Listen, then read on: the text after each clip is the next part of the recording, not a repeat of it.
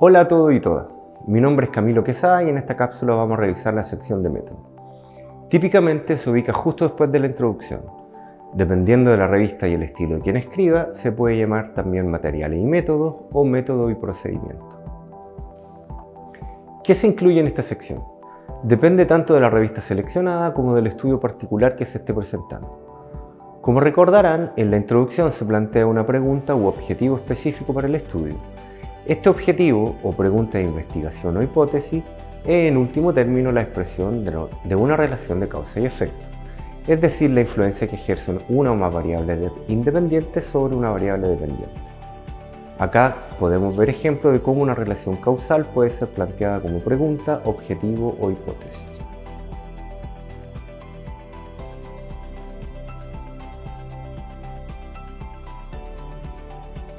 Ahora, en la fonoaudiología y en la mayoría de las disciplinas que trabajan con personas, las relaciones no son nunca unicausales. Además de la variable independiente de interés, siempre hay otra variable que actúa sobre la BD.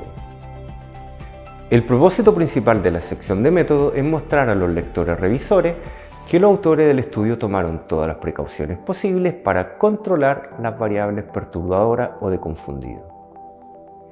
Por ejemplo, si el objetivo es determinar si una intervención X mejora la calidad de vida de los usuarios y se implementa un estudio con grupo de tratamiento y grupo control, es necesario mostrar, idealmente, que lo único que varía de manera importante entre los dos grupos es el hecho de haber recibido o no el tratamiento X.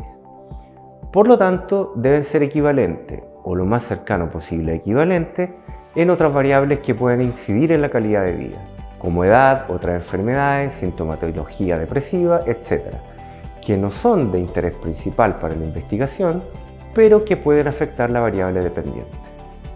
Idealmente, los descriptivos de los dos grupos deben mostrar similitud o equivalencia, o sea, mostrar que son muy parecidos desde el punto de vista de la edad, promedio de desviación estándar similares, desde el punto de vista de la presencia de otras enfermedades y desde la sintomatología depresiva, puesto que todas estas variables pueden influir sobre la calidad de vida.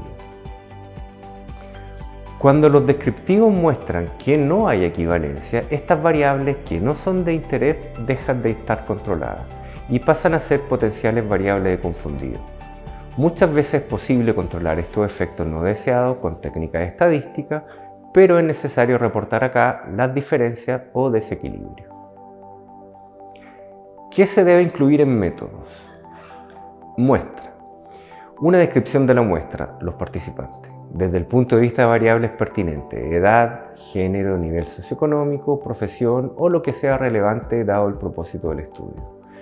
Se deben entregar descriptivos como media, desviación estándar o mediana o tablas de frecuencia si las variables son categóricas.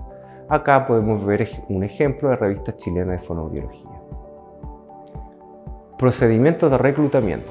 ¿Cómo se convocó o seleccionó a los participantes? A través de redes sociales, llamado abierto en algún centro de salud, boca a boca, etc. Se observan estos dos artículos de la revista chilena de fonoaudiología, cada uno en su estilo, pero claramente señalado. Los criterios de inclusión-exclusión definidos para la selección de los participantes del estudio.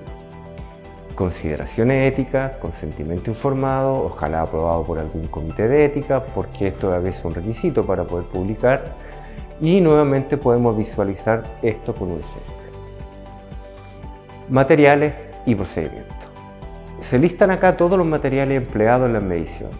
Equipos de laboratorio con modelo y marca, software, fabricante y versión, escalas con sus respectivos valores de confiabilidad cuando sea posible, porque los revisores y editores suelen valorar muchísimo esto. Si las escalas usadas tuvieron que pasar por un proceso de adaptación y validación, hay que detallarlo. Si para el estudio se elaboró material ad hoc, hay que explicar paso a paso los procedimientos de elaboración y validación que se efectuaron. En el caso de las intervenciones y experimentos, en esta sección hay que entregar con el mayor detalle posible información sobre el entorno en que se realizaron las mediciones e intervenciones, las características de los encargados de medir e intervenir, años de experiencia, profesión, etc. Si se realizó un experimento, es bueno reportar método de asignación de participantes a las condiciones, métodos de aleatorización de estímulos, tasas de filler targets, implementación de estudios piloto, entre otras cosas. Análisis estadístico. En este apartado se debe especificar el software de análisis empleado. qué pruebas estadísticas se usaron y qué variables se observaron. Si hubo necesidad de transformar variables, puntaje bruto a porcentaje, conversiones logarítmicas, etc., hay que mencionarlo acá.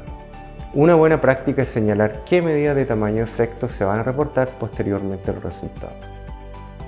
Recomendaciones finales. Cuando sea posible, usen tablas para descriptivo y otra información relevante, si es posible en formato APA u otro. Los revisores se fijan mucho en esta clase de detalles. Traten de escribir de manera simple y precisa.